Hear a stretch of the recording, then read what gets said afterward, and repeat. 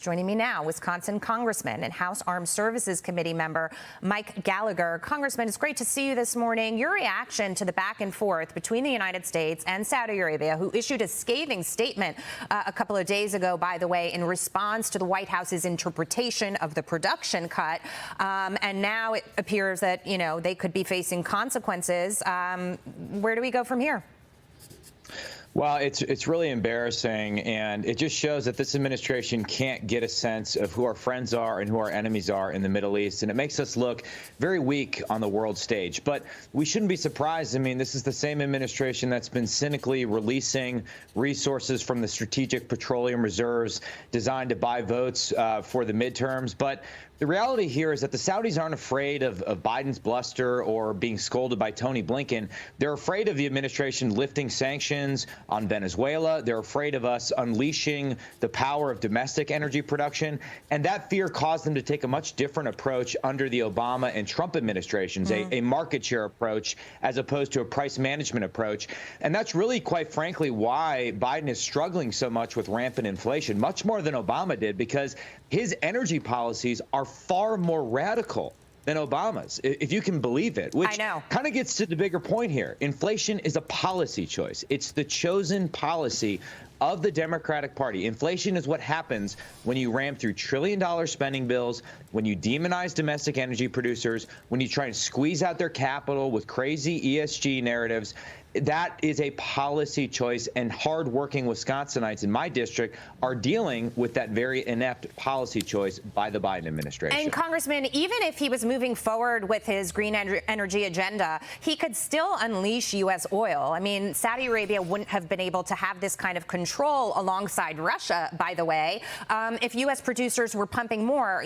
Production at 13 million barrels a day, roughly, saying, oh, well, we're back to where we were at the peak right before the pandemic, but we could be doing 2 or 2.5 million barrels more than that, and he simply won't allow that to happen in this country. And now not only do we have problems abroad with other nations, but we're getting into it back and forth with Saudi Arabia as well, with this potential threat, too, of, we may cut off arms sales to them to punish them for this production cut. I mean, this is not going to lead to a good place.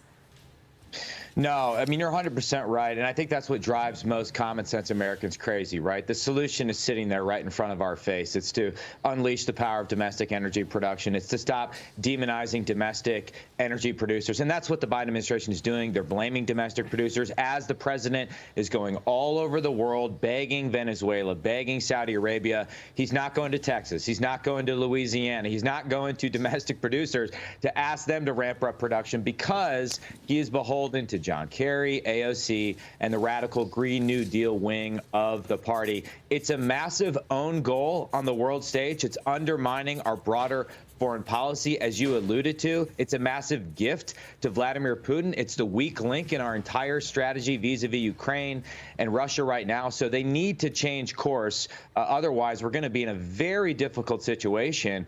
And in the Middle East, we've seen time and again, if you don't, again, as I started, if you don't have a good sense of friends and enemies, if you don't build off the framework of the Abraham Accords, which unites the Sunni Arab Gulf states with the Israelis in order to counter Iran, and if you don't have a sensible energy policy, you cannot have a coherent foreign policy more broadly. Yeah, and it's really interesting, too, because after President Trump was elected in 2016, shortly after, just a month or so, is when Russia joined OPEC to become one of the OPEC plus nations that was involved with the cartel's decision-making process, because they knew President Trump was going to unleash the power of fracking and shale and all the resources that we had in this country. And they've been watching this for some time. Vladimir Putin has sat back and he knew this was coming. When you have the Kingdom of Saudi Arabia and a country like Russia, they depend on their energy revenues for existence. It's hard to imagine that they weren't watching this closely. And as soon as they saw this president step away from energy independence, they knew it was game on.